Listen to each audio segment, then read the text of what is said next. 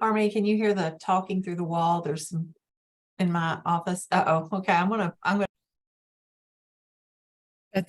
That's okay. It's not as bad as the roof repair that's happening over me. So let me know if you all can hear that.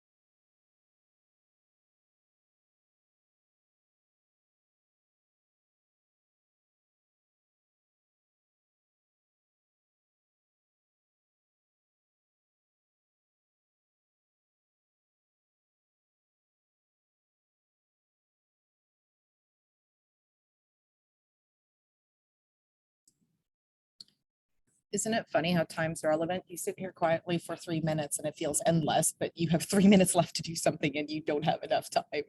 So friends, it's 3 minutes after. There's not very many of us here. Do you want to wait another minute or two or should we get going? I think maybe we just go ahead and get going. We'll just work with what we have. Okay. Robin, unless there's a lot more people joining us, I think we maybe not have breakout sessions and we can have a group discussion, but we can touch base on that in a few minutes. So yeah, sounds perfect. Hello and welcome everybody to the early post-secondary or early opportunities work group meeting, part of the Commonwealth Education Continuum. Appreciate you all being here this morning. Will you go to the next slide, please? Thank you. So we do actually have an ambitious agenda today. We will go through it with as many or as few of you who will be here today. We want to, since it's been a while since we've all met, we just want to discuss our recommendations for the work group, share some information with you all what's happened since we last met, and then go into and talk about, the toolkit review that we have done. So without further ado, if we can go to our recommendations. So just to remind everybody, we are the second iteration of this work group. There was another work group mainly focused on dual credit during the last year. And out of that group came the first two recommendations that you see highlighted on this screen. Then recommendations 3 through 9 is what we all developed together. I think it was either the August or September meeting. They bleed together, but we did a Menti poll and we all came up with these ones. And if you recall, 3, 4, and 5 were sort of neck and neck. It's really difficult to say one was much higher than the other, because if you looked at the Menti poll, they kind of ended right at the same place. But then 6, 7, 8, and 9 came further down and had sort of fewer votes.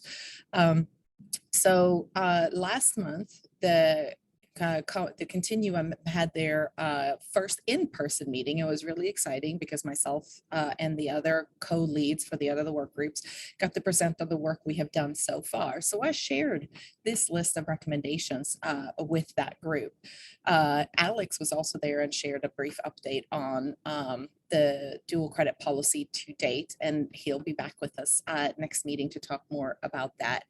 But so as part of that work with, or as part of the CEC meeting, after I presented, and actually after each group presented, there were discussions at each of the tables, and I can't remember, there were a number of tables. There was like 4 or 5 tables that had a 20-minute follow-up discussion after my brief presentation on the work we had done and the recommendations we had put forth. So then those discussions were captured, and what's being shared with you here is just the responses to early post-secondary opportunities. So you'll see in one column was like this big idea and topic that folks just sort of threw out. And this is one of 2 slides. So Joette, as I talk, if maybe you'll go on to the second one and we can jump back to this one just so folks have a minute to take a look at the 2 of them. Thank you. You see that there were 6 big sort of ideas that came out, but then we drilled down further and asked them for specific information, and that's what you'll see. Of course, this slide deck is posted, so you can go back and take a look at it. So the yellow highlights are there because at the end of the day, we put all of this information on, those big post-it notes that you can put on the wall. And just for us and the other 2 work groups, we did a gallery walk where folks could walk around and take a look at the recommendations, and everybody had dots so they could vote. So the yellow items are the things that the entire CEC work group, not just the individual table, put their dots at, and they emerged as sort of, receiving additional support as something they thought we should work on. So that information is available for you, but we're using that to ground today's discussion. So I think if you want to go on from there. Okay. So I'll pick up here and just briefly update you on this notion of priorities and recommendations. So we had in all of our work leading up to September, we had sort of been calling priorities and recommendations kind of the same thing, and just talking about let's put forward some priorities and or recommendations. And so in working with some of the other co-leads after the meeting of the CEC in September, Lily Massa-McKinley, who you all probably know, in helping us sort of crunch through and dig through and look at all of the notes and information that came out of that meeting. She had what I thought was kind of an epiphany. She said, you know what I think? She said, I think our first year success group sort of identified some priorities, like some big buckets that our work sort of fits into. And then the other 2 work groups were really more making recommendations, because we had a lot of action verbs, like we're going to do this thing or do that thing.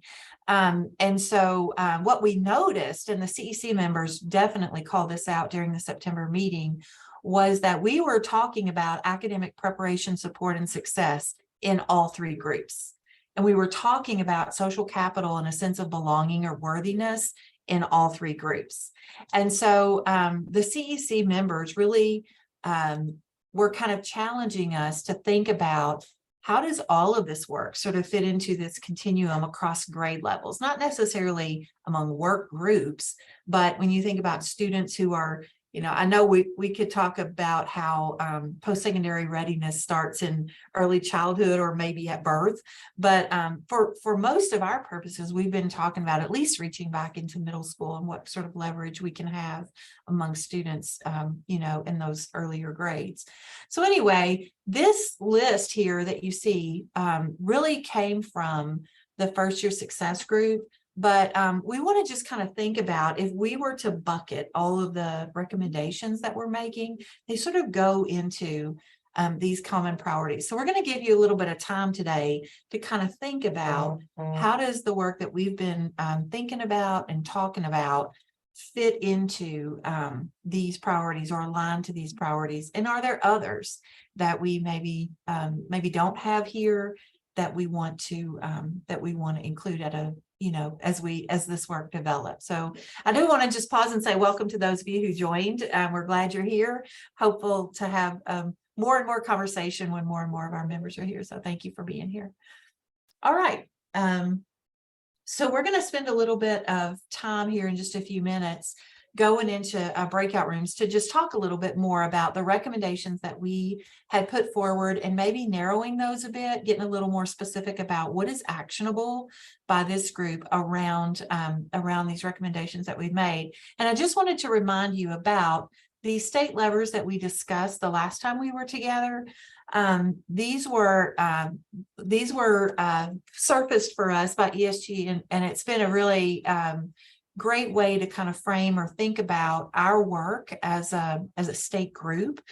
And I wanted to give the example of our Summer Bridge program to kind of illustrate or bring to life what these state levers really might look like. And so for those of you who are familiar with the Summer Bridge program, CPE has issued a request for proposals for Summer Bridge funding, and 28 different Summer Bridge programs across Kentucky received some part of $3.5 million to run Summer Bridge programs for students who were exiting high school last year and entering, who would be entering college in the fall. And so when you think about that program, there is a lot of accountability at the state level that's built into it, because all the different programs have to go by the kind of the guidelines that were set forth in the request for proposals, and they're required to submit reports that they are following those guidelines and kind of meeting the expectations of the program. In terms of funding and incentives, it was a great incentive for the IHEs to have Summer Bridge programs if they didn't have them, or even to expand ones that were already existing. And then, $3.5 million is a lot of money that people did not have access to before. Just quickly, in data and research, we are doing an evaluation of the whole program for Summer Bridge to kind of see what can we learn about best practice or what are promising practices. But also many of our universities who are participating are also investigating their own or evaluating their own internal programs. And so that's really yielding lots of great information and topics for conversation. In terms of convening and professional learning, the people who are running these programs are required to participate in a community of practice.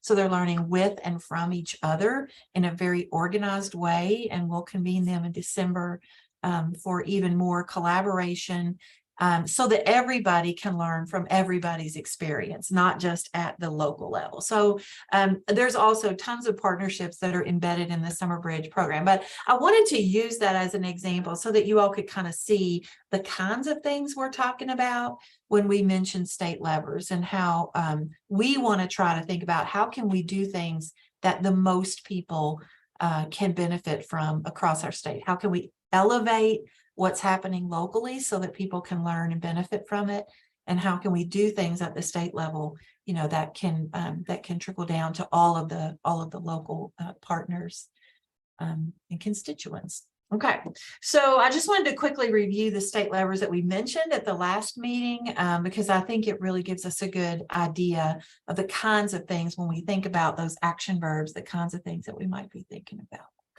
Okay, Harmony, you want to get us started in the breakouts? Sure. So what we're going to do is try to tie together sort of our own recommendations then with this overarching cross recommendations between the different work groups. And since we have had a few more people join us since the start of the meeting, we'll proceed with the breakouts as we had originally envisioned.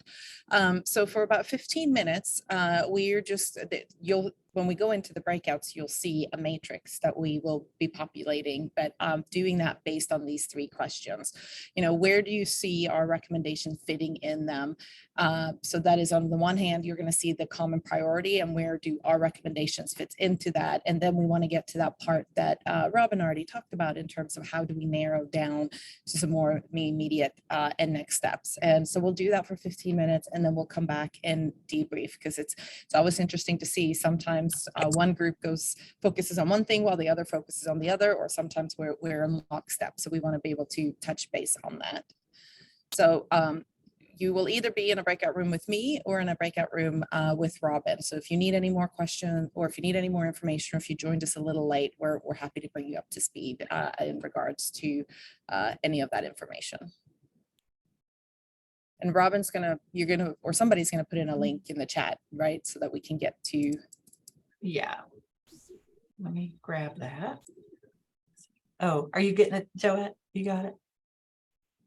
So once you know what breakout room you're in, you can select the document from the link that says breakout room 1 or breakout room 2. They're exact the same documents, but just so that your team doesn't get confused. Okay, so there's the link to the member folder. And let's see. Harmony, I'm going to move you to breakout room 1. Okay. And then let's see, 3, 4.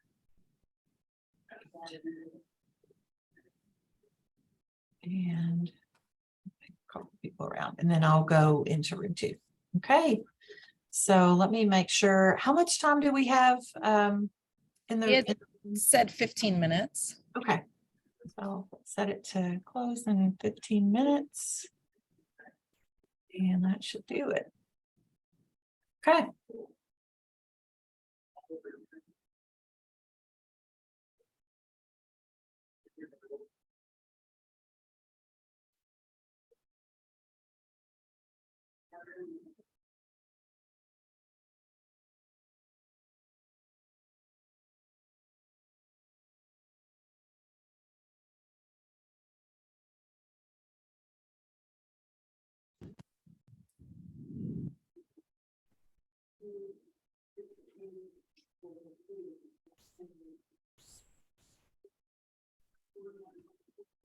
All right.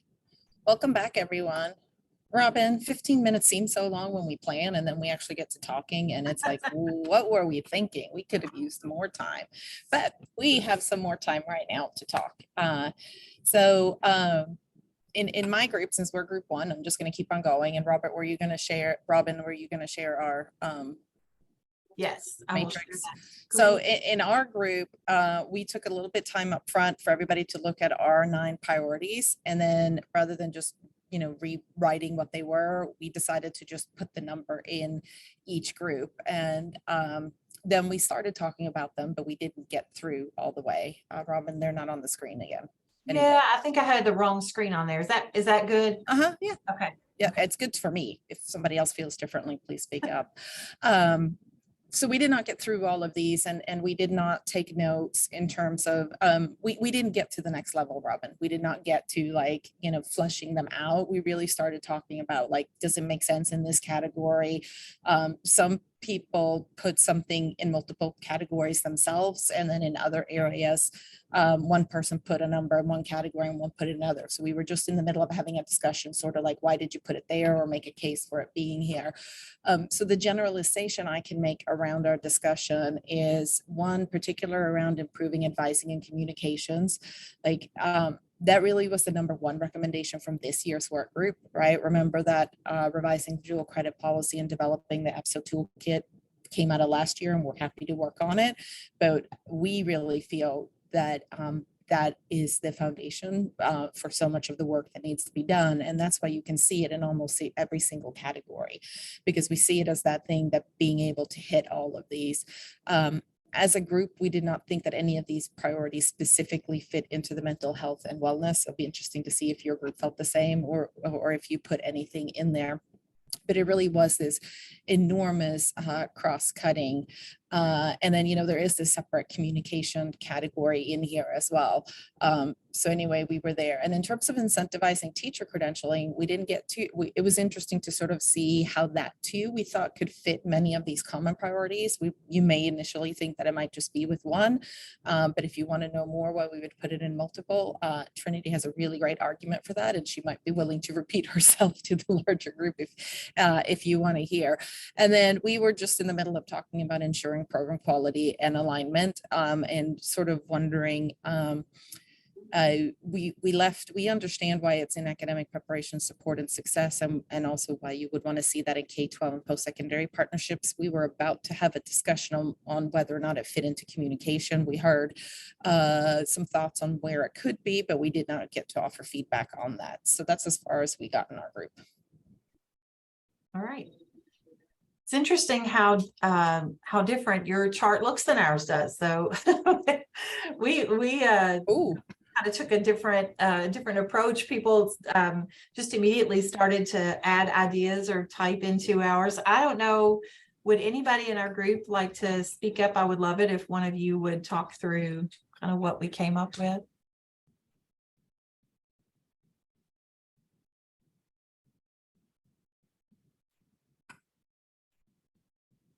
I don't mind to speak. Sounds like it's some of the same discussion that you all had. We actually started talking though about, and I would definitely agree, and I think everyone in our group would, so many of these things fit into multiple categories. And so, and that played out a little bit as we were typing and moving it around.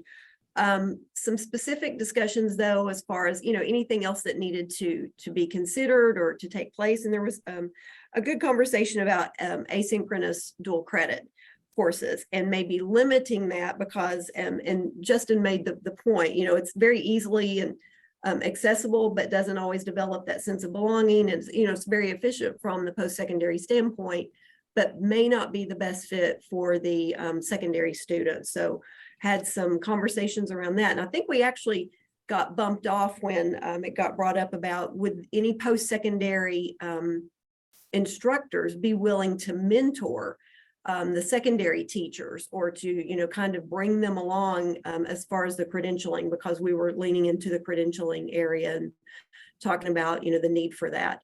It sounds like there's some scheduling issues as far as the high schools and trying to make that work with dual credit. And so those are some of the obstacles. So we kind of took it a little bit further, I think, and as far as just getting into some of the specifics on a couple of the different categories.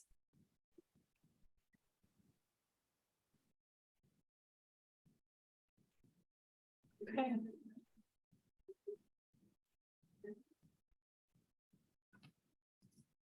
All right. It's really interesting. It's always interesting to see two groups go in two different directions, but I think when we overlay them, we also see overlap. So I just want to open it up to either any of the participants in group 1 or 2, if you have questions for the other group, why you thought of a particular thing or maybe what was missing. It was interesting to see you had some things in that mental health and social belonging, not social belonging, but the mental health category, which to me looked like really good recommendations, but unless I missed it, I don't think it was one of our 1 through 9.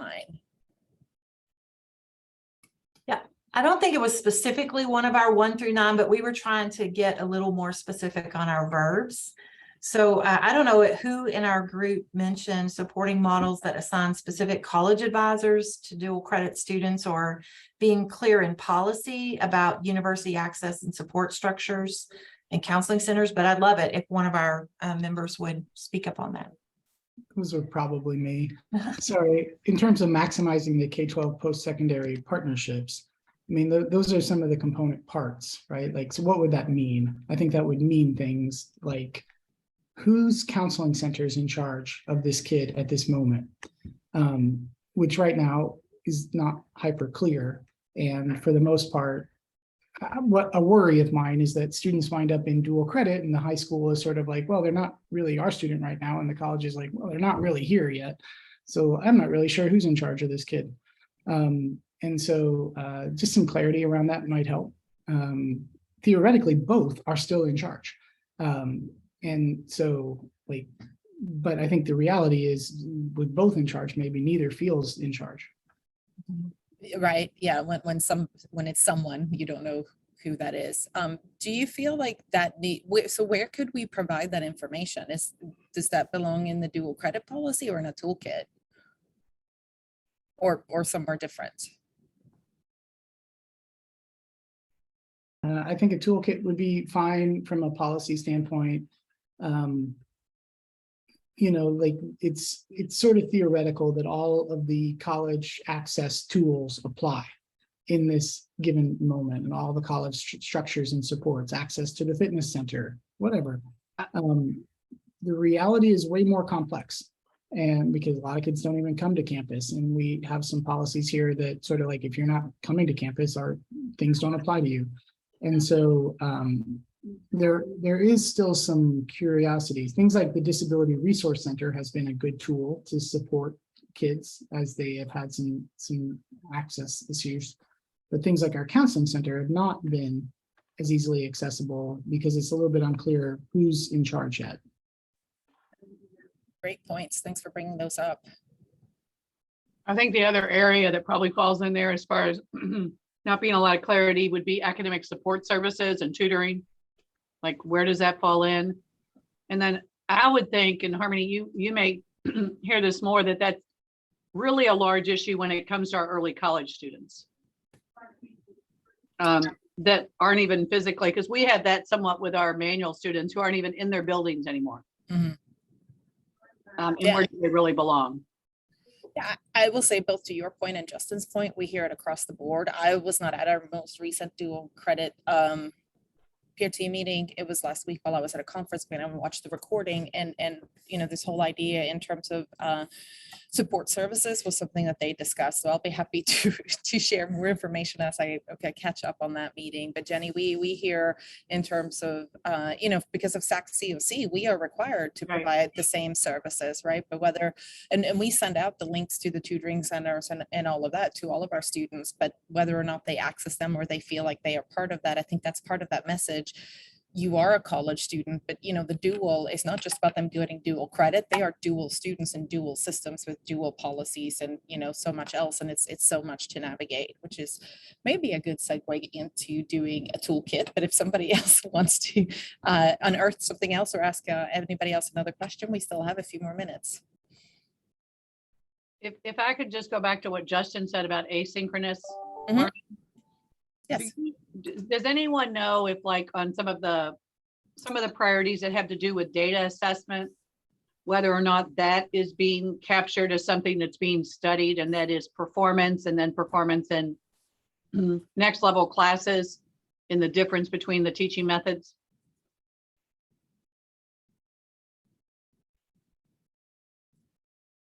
I do not know. Because I agree with Justin about that, and that it's become like the easier can be, it's easier to do. And so I've seen, more groups wanting to lean in that direction, and I just wonder if we know whether or not, if it's as successful. So Very just to give you an example from our context here, so our position on that, on online courses, is we need to have a student already show success in a dual credit class that is that has a more traditional model, or our UK's collaborative teacher model, which is much more hands-on. If they sort of have success in that, then we take them forward to a synchronous online class, not the asynchronous piece yet still. However, you could see like a stair-stepped model where, like, show us success in a more traditional format first before we go to the very, very independent learner models.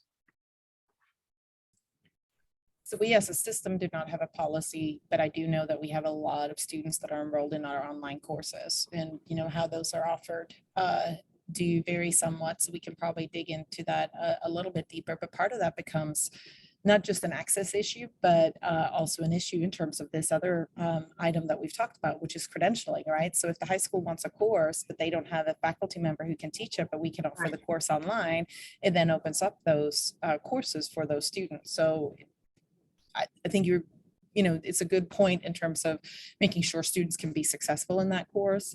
But I think we're also looking at it as an equity issue and as a way to solve the teacher shortage problem. Mm-hmm.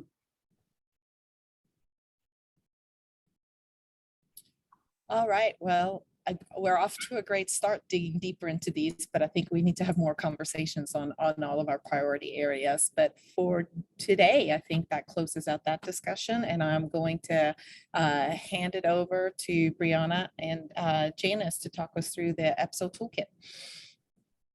Yeah, hi everyone. For those who I haven't had the opportunity to meet yet, my name is Brianna. I'm joined by Janice today. We work for Education Strategy Group. We work with Lauren, who I know has been in a lot of these meetings with you all, but she was unable to join today.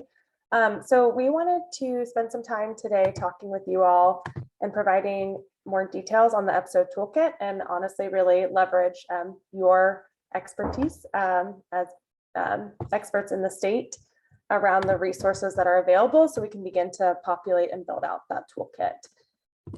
So just as a reminder, the EPSO toolkit is something that came out of the prioritized recommendations from last year.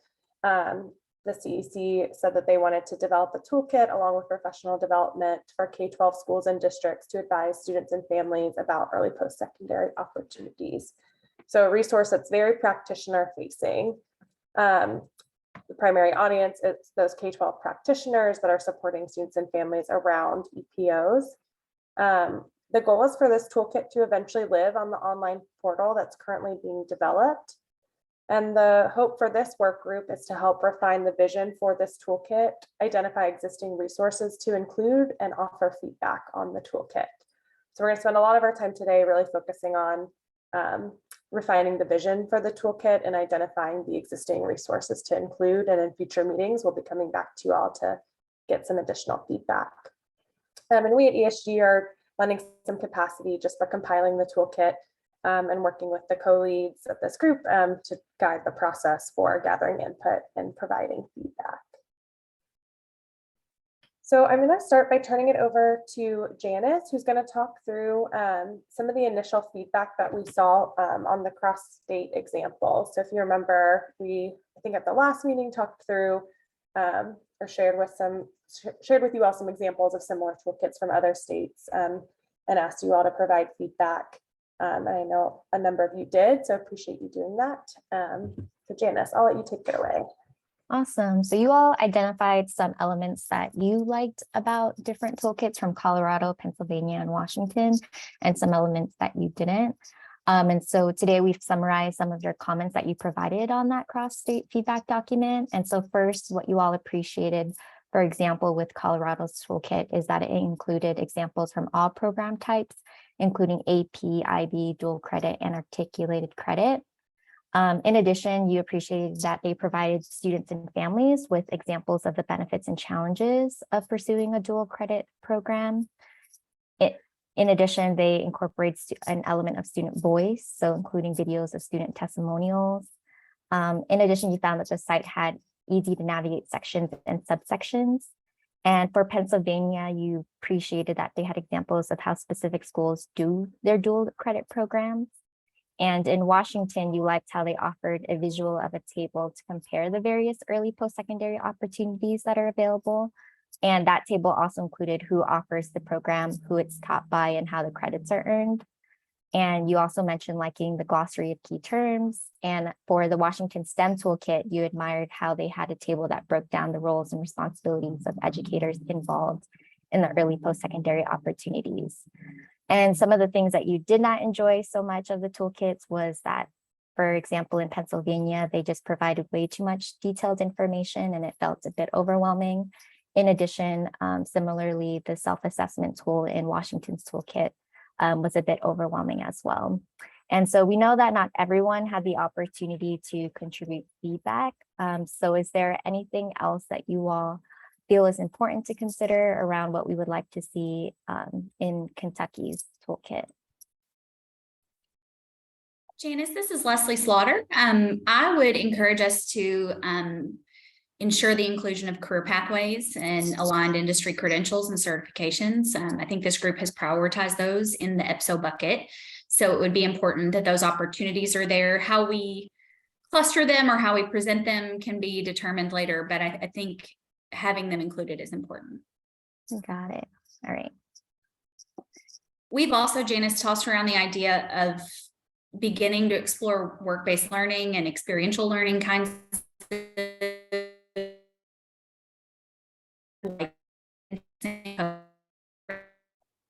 so that Okay. Is it my connection or is it Leslie's? No, she froze for me as well. Okay. Ready.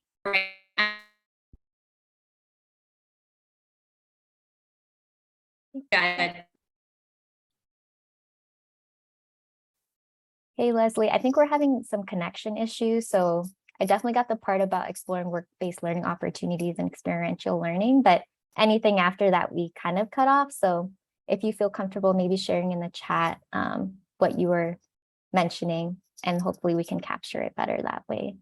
We'll definitely take note of it.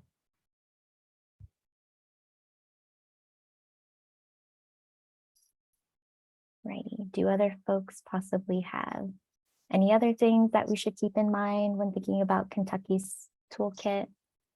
I often go back to something, I think it was Jenny that shared in one of our initial meetings about the view and purpose of general ed college credits.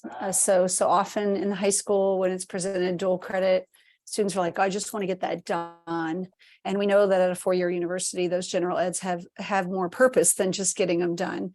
And so I think if there's some way to put in our handbook or toolkit, something, a voice to that, just so that we have a general understanding across the state of the purpose of general ed credits and why colleges have them and why they're important.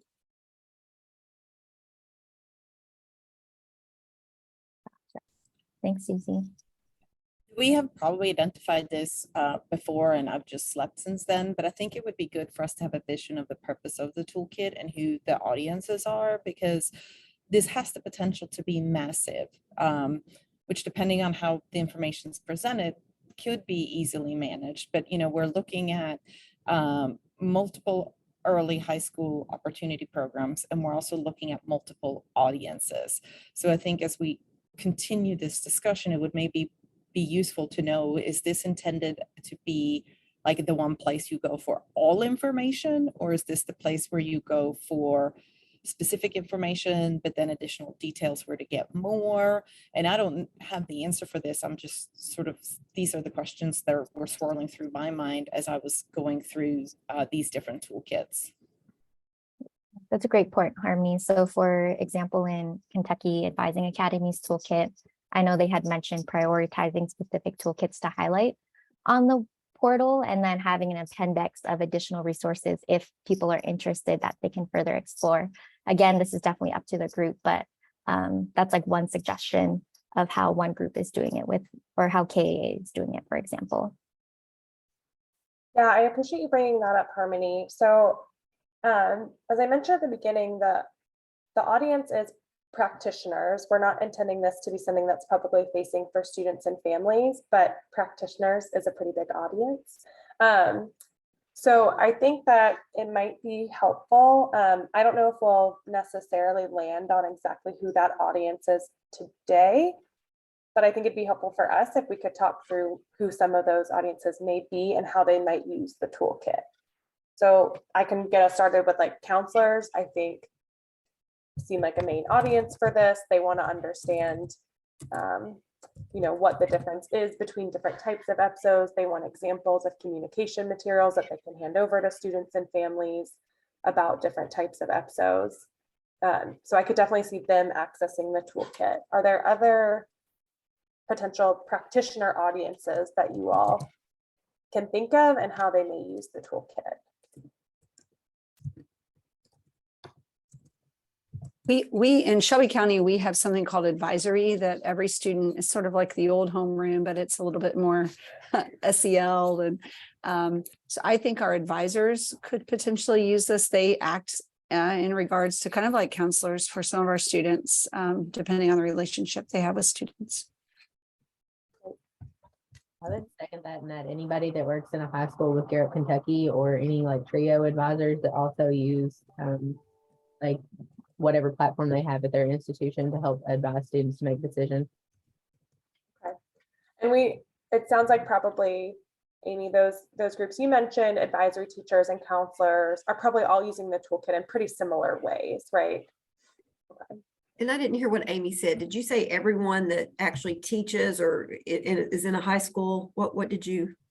Sorry, I said anyone who's working with Garrett, Kentucky that is inside a high school. Oh, okay. We have multiple different positions, but they all do advisory work. Okay. Well, and I could see the classroom teachers using this as well. I mean, if you're a dual credit teacher, or if you're, you know, because you know how that works when you're teaching, you know, you get those questions. So I think it would be good if they had access to it. Mm-hmm. What are some of the ways that you would envision those dual credit teachers or EPSO teachers using the guide? Like what types of questions are they trying to answer with the toolkit? What's the benefit of me doing this? And, you know, what are the other options for me to have, you know, an opportunity? To piggyback on that, I would also say them understanding what they're qualified to teach, right? Like what are the requirements to teach AP versus dual credit, or, you know, the CTE assessment route, you know. And again, if you put the scholarship information in there so that they can, you know, they can advise students or understand themselves what it's going to cost. I would maybe also say transfer equivalencies. Each institution has different equivalencies and teachers get asked that a lot. What about beyond people who are like interacting maybe directly with students as we start thinking about like principals, even up to like district leaders? What are some ways that you would see those individuals using a toolkit?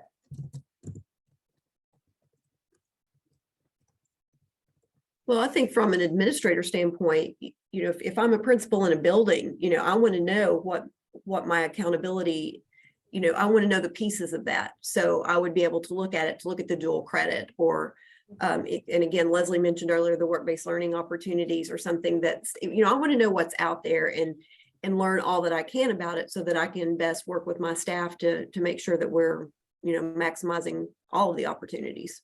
Mhm.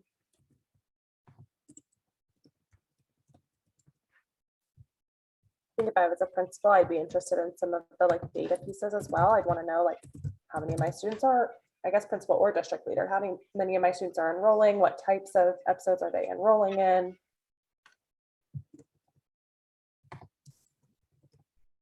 Well, and then I think there's another, it might not be for all roles, and I think we haven't explicitly said this, but I think it's important to understand, the benefits, but also potential cautions for students taking this, and maybe say why you wouldn't want a student to maybe take AP and dual credit for the same course. So just some maybe generalities Mhm. in terms of some practices we know are going on.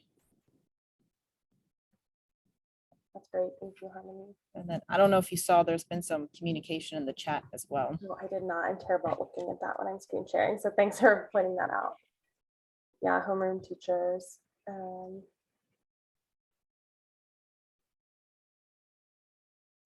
Gotcha. The intent is only for practitioners. Thanks for that comment, Leslie. High school learning support services teams. Julie, can you talk a little bit more about those teams? I'm not as familiar with that term or what they look like in your state.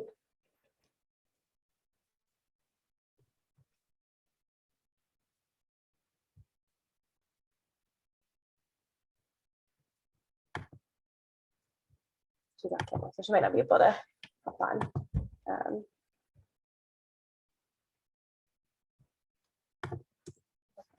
Any other audience members that we haven't, practitioner audience members that we haven't thought of?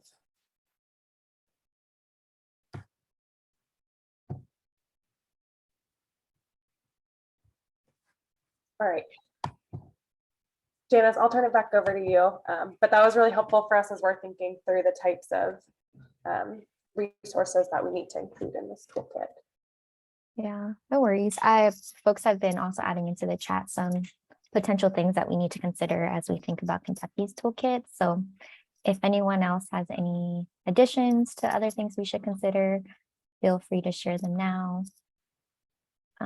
If not, we're definitely going to have more time at the end and of course, moving forward in other work group meetings, but if not, I'll hand it back over to Brianna. Just one final thought before, I don't know whether or not Washington, Colorado, and Pennsylvania could share any data about what's actually been used. Because sometimes I think when we start on a project like this, it has some creep, right? And to look back at those states, particularly those states who've had it for a while, to really see what is the most valuable information and who, and even do they have data on what populations really are using it actively.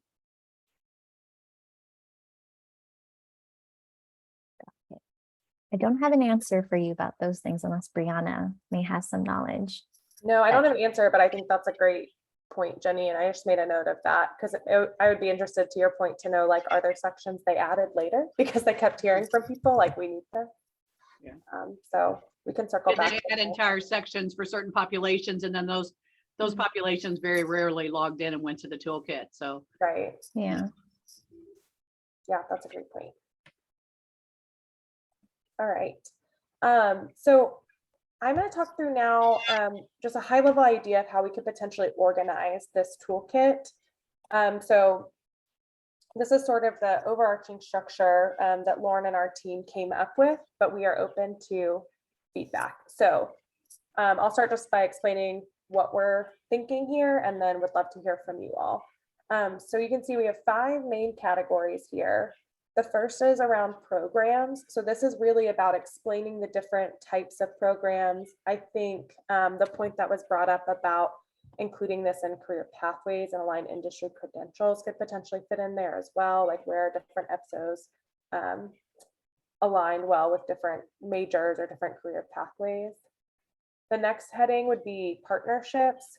So this is really about like K-12, higher ed. How do we establish strong partnerships between those different sectors, the role of each of the sectors, the conversation we had earlier today about like our campus resources available to dual credit students. I feel like those are the types of things that could fit well in this partnerships section. The third section would be around advising and student supports. So this would really be a lot of the materials that's geared for our counselors, advisory teachers, other types of advisors that we have in the schools. So things like a checklist of how to enroll in EPSOs, information about course transfer guides by institution, and some examples of good wraparound student supports. The fourth would be around communications and outreach. So this would be like, how do we talk about the value of EPSOs to students and their families? Maybe have some templates of like, how do you market the different types of EPSOs to make sure students are familiar with the opportunities that are available. And then the last section is around data. So this is examples of how do you establish an MOU to share student level data. How do you set up an early warning system or use data systems to identify students that might need target for additional advising and support. So I'll come back to this slide in 1 second, but would love to discuss with everyone, do these categories seem to capture the elements of an effective dual enrollment partnership and what we need to include in this toolkit? Is there anything glaring that's missing from this as far as like the high level headings go? And is anything like kind of unclear and just doesn't feel quite right that you would want to tweak? So I'll go back to our suggested organization. I'd love to hear your feedback.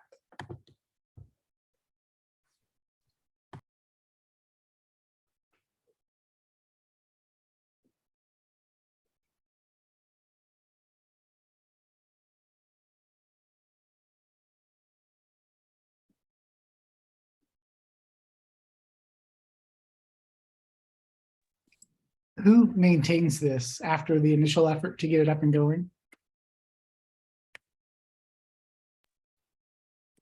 That's a good question. Harmony or Robin, do you have a sense of that? No, okay. I know we're responsible for helping with the initial build out, but that's a great point, Justin, that we need to think through what maintaining this will look like. And I think that's a conversation we need to have with Leslie, who stepped away. But I think, we may have some other items that we need to talk through before, because it sounded like we wanted to have it on that web page.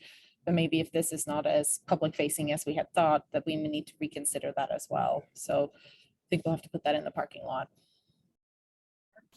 But excellent question. I noted it. Thank you. So others thoughts on the organization here? Does this feel right? Are there any like headings that we're missing? All the things that we've discussed so far today, do you see where they could fit in these categories, or do we need to add something or maybe clarify, redefine? So at a quick, I'm sorry, Julie, you go ahead. Sorry, is there anything in here as far as like cost and scholarships and things? That's what I was about to say. Yeah, that's a good question. We didn't call it out as its own. I could see it fitting in advising or in the programs themselves. So description of the different types of programs and what the cost looks like. But I think as far as like the dual credit scholarship and things that are available, that would make more sense in advising. but beyond financial aid to students, potentially something around like how as a not as a college, as a high school or as a district, how are you funding those partnerships? Could probably go under partnerships, but curious if others think that, does that need to sort of be its own heading within the toolkit, or do you think it can fit under another? So I almost wonder if there's an opportunity, because I'm gonna preface this within my other question, which is under programs. I like this idea of having just sort of the chart, but then if you need to dig in deeper, that's not the partnership advice and communication or data. But if you need to dig in deeper of like, what are the costs associated with this program? What are the requirements to teach and some of those other fundamentals? I almost wonder in the program section, if there's a bit of a deep dive for each of the different ones we're talking about. And that's where you house all of this information. That makes sense because each one's going to be different. But back to the conversation we had earlier, as an instructor, you know, what is it required to teach AP? What's required to teach dual credit? What's required for this? And then, like we said, what's the cost? Well, there is no cost to student for this, or there is a cost for this, or, you know, et cetera. And I think as we continue to discuss, there might be more information that cannot be housed in the chart, and that would give us the opportunity to build that out.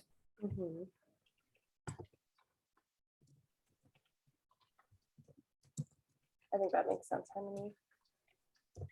Maybe something underneath communications and outreach, like stories of impact or stories from that have been successful, not successful. There's hindsight. This is what I would have done different.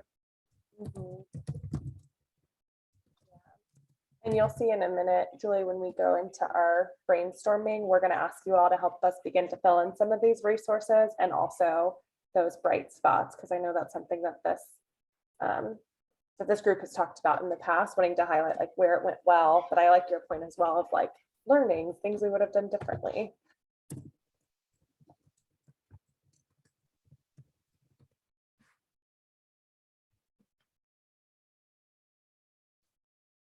Any other thoughts? Oh yeah, go ahead.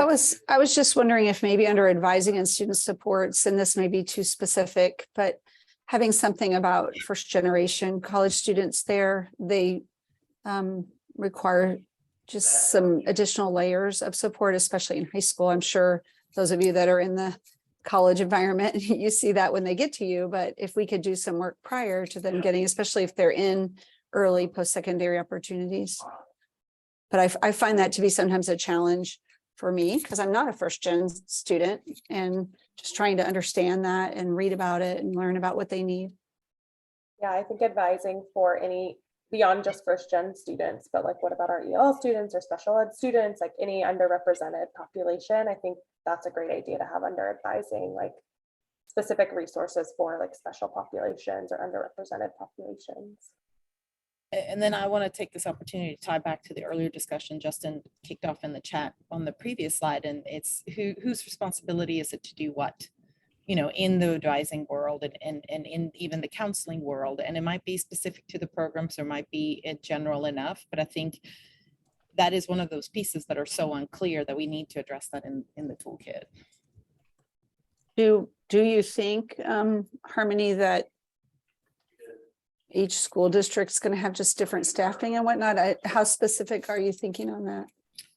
I'm thinking a little bit more high level and not so specific. So like, for example, I think right now, and I don't have the right secondary terminology, but you know, as a student who has an IEP, I think it is, right? Like whose responsibility is it, like if that student takes a dual credit course at the college? Because even though I think I have been communicating clearly what I was told by KDE, I have at least 7 different interpretations of that across 16 of our colleges, right? So let's address that. And then maybe more specific, as you know, it could be, and this is what I offered Justin in the chat, because some of these are so district, they're decided at the district level. We don't spell that out, but say at the district, you need to make sure parents are informed of the following and make that information readily available.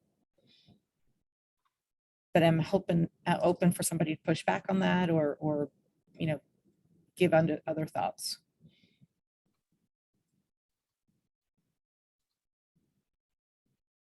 No, I think you're right, Harmony, because in that specific example, I mean, you know, those people are called different things. You know, they may have that official title, but then they're called something else.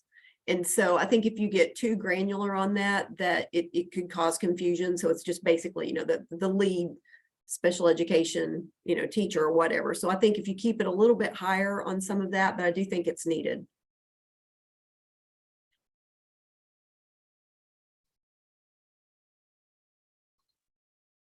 I think that may go back to Justin's point of, you know, who's in charge of the student.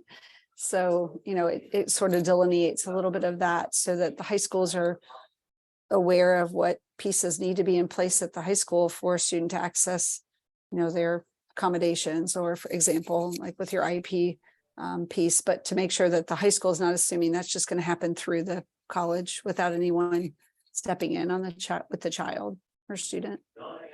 And I think that too is an excellent point, because you're right. You know, you've got your counselors in a secondary school. You've got, you know, if it's a special needs student, you have that department as well. And so it would be very easy for that student to fall between the cracks. So I think that if you outline it, that, you know, this is the person that is responsible for basically the success of that student in this course, then that's going to put a little bit of the ownership back on the secondary school. So I agree with that thought.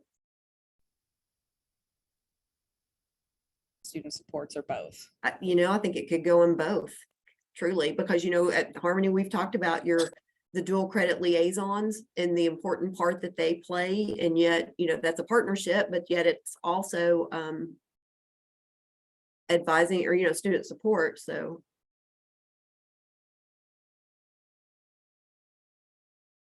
And truly, I'm not sure, you know, as long as it's there, you know, I don't know, does it matter that much, or I don't know. I guess now that I've said all that, I can kind of see it going under maybe the student supports more so than the partnership.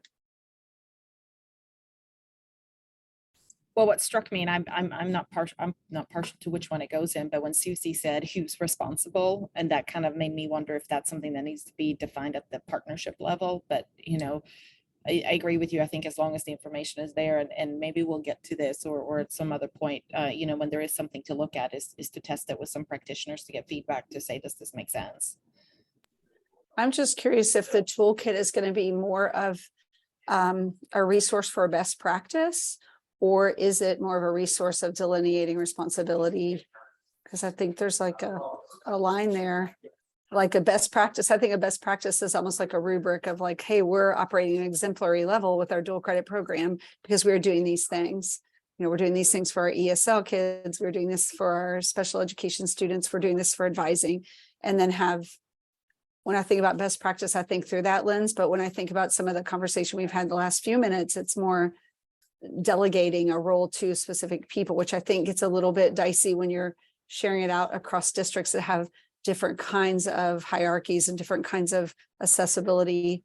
Because I know a lot of districts do not have my role as college and career coordinator. So I think, you know, then who picks that up, and versus looking at like what's exemplary practice, what's proficient practice, where you could kind of say, hey, we're really not doing great in this area, but this is what it looks like to be better than we are today. And what could we add to our program? I don't know if that. Yeah, that resonates. I think if we try to get super specific to your point, Susie, of like who exactly in your school or in your district is responsible, it might get messy. So it might need to be more of like, this is what K-12 should be responsible for. This is what higher ed should be responsible for. And here are some examples of how we've seen districts or higher ed institutions delegate those different responsibilities. So in Susie's district, they use their college and career coordinators to use them, but you could also use your advisory teachers, or you could use your counselors. So that's how I would envision it working, but again, open to feedback from you all.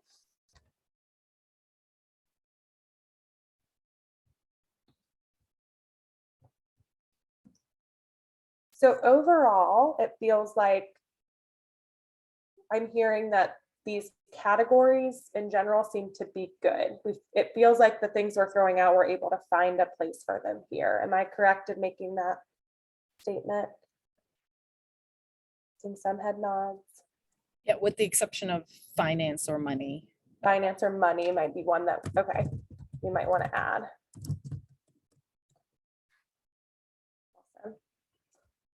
Awesome. Janice, could you maybe add add one page that is like finance, money to our Jamboard as I begin to talk about it? So we're going to spend most of the remainder of our time together beginning to flush out what exactly we need to include for each of these sections. So we're going to go into breakout rooms in a couple of minutes, which I go through some instructions on how we'll use our time in those breakout rooms. So we're going to use a Jamboard, which I'll quickly show you what it looks like. But we'll split into two groups. If you're with me, we'll start with slide 1. And if you're with Janice's group, I'm actually going to have you, no, I'll have you start with slide 3 because there's a lot of content on slide 3. So if you're in my group, we'll start with slide 1. If you're in Janice's group, we'll start with slide 3. And I saw someone said a drop. We'll also share this afterwards for people who have to drop. We're going to begin to populate a Jamboard that's going to talk about existing resources and tools for each of these categories. And then, like I mentioned, bright spots in Kentucky that we want to highlight. So this is where some of those, like, here are best practices. Here's an example of how we saw a district or how we saw a higher ed institution implement this idea. I really want to focus on existing resources in the state because you all are the experts in the state and you know what already is out there. And also we want to make sure that we're not recreating the wheel if there are already some great resources out there. So we're primarily going to focus on existing resources and tools and bright spots. If you have an idea though, that you're like, we desperately need this in the toolkit and it doesn't currently exist in any form in the state, you can still add it, but I'll ask that you do it on a pink Post-it just so visually we can see here are existing resources versus like, here are things that we feel like we absolutely need. But the hope is that the majority of the Post-its will be a color other than pink, and we'll reserve the pink for any new resource that doesn't yet exist. So if you haven't used a Jamboard before, I talked about the slides. Those are up here at the top. So you can see I'm on slide 1 of 6. So again, my group will start on 1. Janice's group will start on 3. If my group gets done with 2, we'll move on to 3. I just want us to not be all clustered on one slide at a time, and make sure we have time to get through all of these different slides. So we'll move through the different ones. If you want to add a Post-it, you just click this little Post-it icon here and a sticky note thing will pop up. So I can say like example idea and click save. And then it's going to pop up. They generally all pop up in this top left-hand corner. So if you don't see it, it might be because somebody hit save at the same time as you and it just is on top of yours. So you can then just click and drag it to whether it's to a resource or a bright spot. If I want to add another one, again, I have an idea that isn't a resource we currently have in the state. You can change the color to pink right up here. So this is a new idea that I have. And again, it's going to pop up in this top left corner. So I'm going to just make sure I drag it so that other people, as they're adding their Post-its, they can see them. So just click and drag. If you change your mind, you just highlight it and click delete and it'll go away. Any questions on how we're going to be spending our time in the breakout rooms?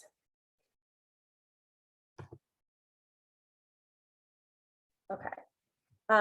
If not, then awesome. Janice already shared the link in the chat. Let me take a look at time real quick for you, Robin. I think we had planned to spend 20 minutes in there. That feels right. We should have enough time for that. So if you can open the breakout rooms for 20 minutes, that would be great.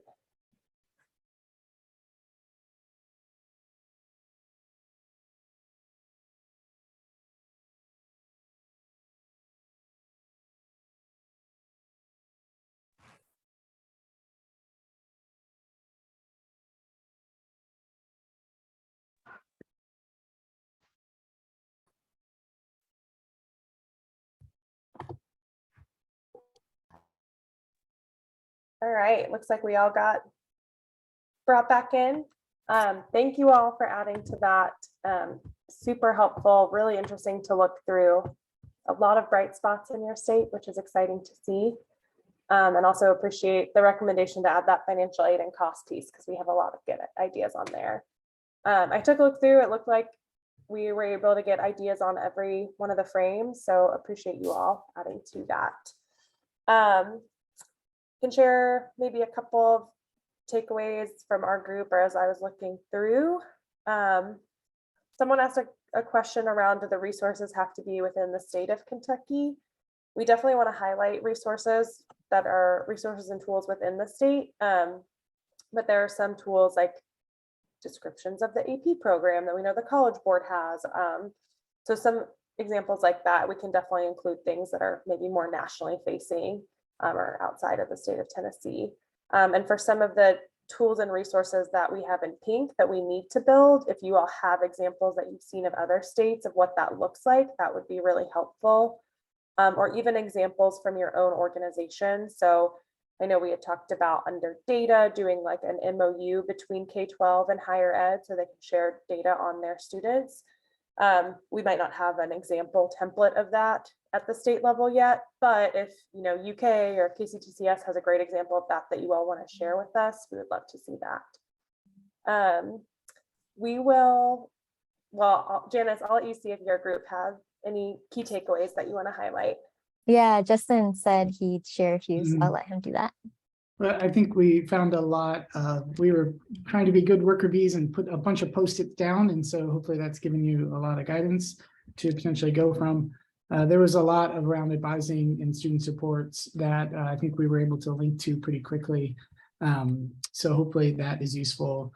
There's still like development around communications and outreach that we were, so there's more pink on communications and outreach, but there's certainly a lot of existing communication relative to college going. And so how does dual credit sort of link its way into some of the existing communication that goes out around college going?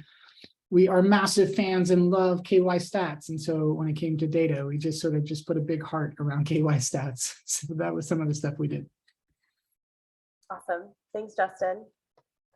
So we will make sure that we share this link out in any follow-up materials that we send. So if you have Post-its that you didn't get a chance to add, and you think of great ideas, please go back and add them. If you have links or if you have examples of something that we need to build, if you could go back and add those links in, as well as if you have examples or come across any other great bright spots throughout the state. I really appreciate you all helping us to populate this. So the next steps are going to be for our team to take a look through this and begin to build out what the toolkit can actually look like and begin to add in these different resources that you're linking and identify what are some of those key pink Post-its we added that we need to build. Wondering if you are interested in providing additional feedback on drafts of the toolkit. If you could just you can either send me a private message or if you just want to go ahead and put your email in the chat, that would be really helpful. We'll continue to provide updates for this group, but we might need some more regular feedback from a smaller group of individuals as we begin to draft different sections of the toolkit, just to make sure that we're getting it moving along and keeping up that momentum. So again, just send me a direct message, or if you're okay, just dropping your email in the chat. Thanks, Lisa. I see your name in there. That'd be great.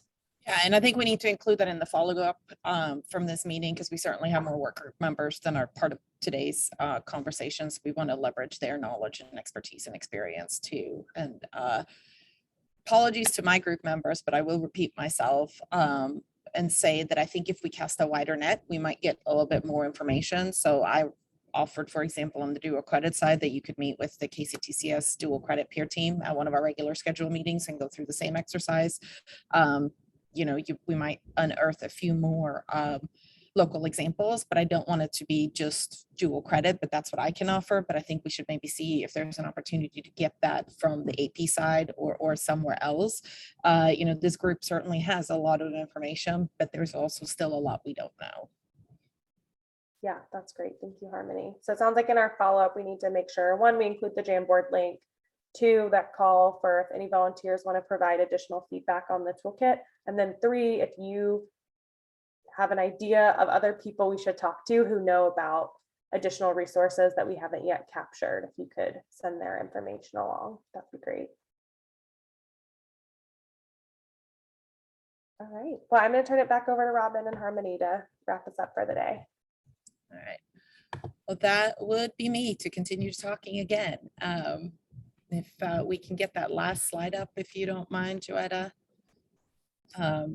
Just wanted to say thank you so much. And secondly, just remind you of our next meeting that's coming up is November 17.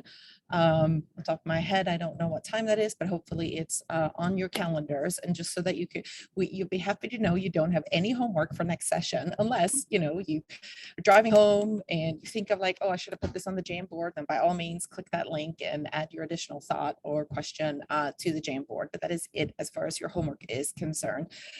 1 p.m. Thank you, Julie. 1 p.m. Eastern time, I am assuming, for the meeting on November 17th.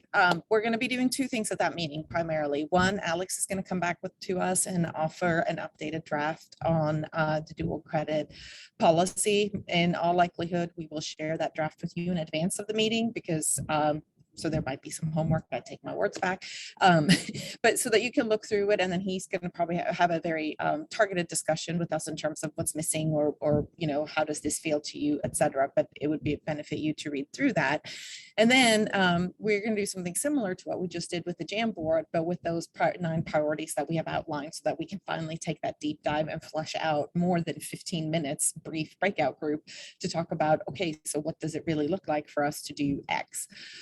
So that's what's coming up in November. We don't have a meeting in December, and we will start meeting up again in the new year, but they're not on the calendar yet, but they will come out in the next couple of weeks.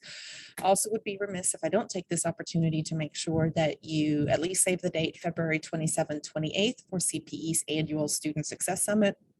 I believe it will be in Frankfurt again. If you have not attended, please consider doing so. It's an excellent event with lots of great information and networking. So with that, I am happy to give you 11 minutes back of your time.